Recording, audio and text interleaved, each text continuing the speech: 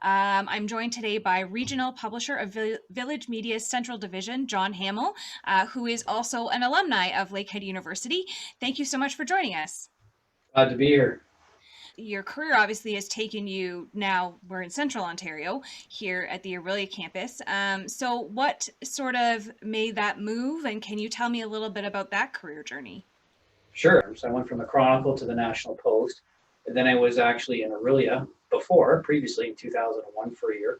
Then I went out to Fredericton, and then I went to St. Catharines, Niagara Falls, and then while I was in Niagara Falls, this opportunity came back to come back to Aurelia, which we always loved living here, and I've been here ever since. So that was, let's see, October '08. I've been back here since '08. Yeah. In 2017, the media landscape changed drastically. You had mentioned that the Aurelia Packet and Times, and unfortunately, especially here in small communities in Simcoe Right. County, we lost a lot of our local newspapers. Could you tell me about that time? I mean, it must have Sure. been very hard for you as the publisher and general manager, and for your staff. Yeah. So what happened there, November 27th, if I'm correct, of 17 there, effectively what it was ultimately was just a big media power play. You have two media giant companies that frankly over the last 10 years have found themselves in a position where their business model wasn't sustainable. And instead of trying to be successful, they were effectively in survival mode.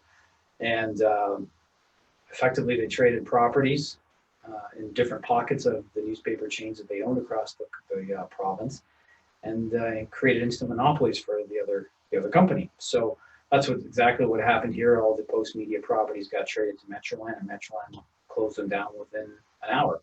So that's pretty much what happened. And yeah, at the time I was stunned, of course.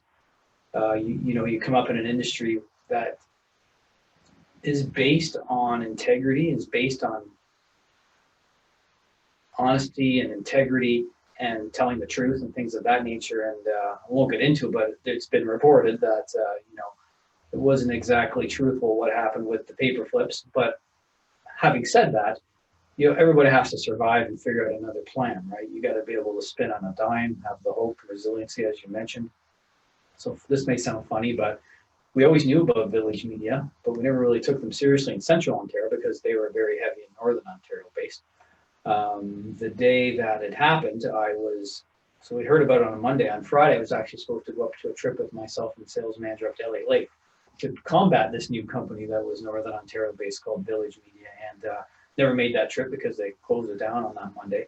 But 2 weeks after the closure, I had a meeting up in Sault Ste. Marie where Village Media's corporate headquarters is, and 6 weeks after that, we launched Aurelia Matters in January. So it's been a fantastic journey with Village Media.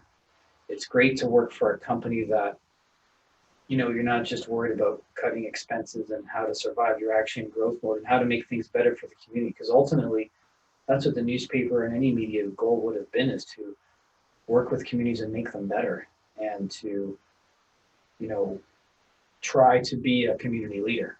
So what do you hope for the future of Village Media, but also of Aurelia Matters in that sense? Because I Sure. think the local is very important still.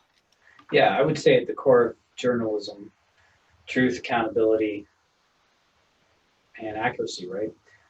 So as you said, we've launched, now we have 6 sites in Simcoe County. So we've taken the steps of launching, going from Barrie to Aurelia to Bradford, Innisfil, Collingwood, Midland.